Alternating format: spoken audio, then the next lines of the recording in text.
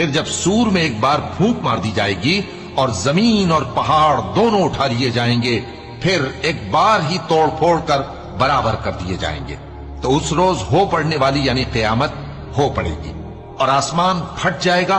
तो वो उस दिन कमजोर होगा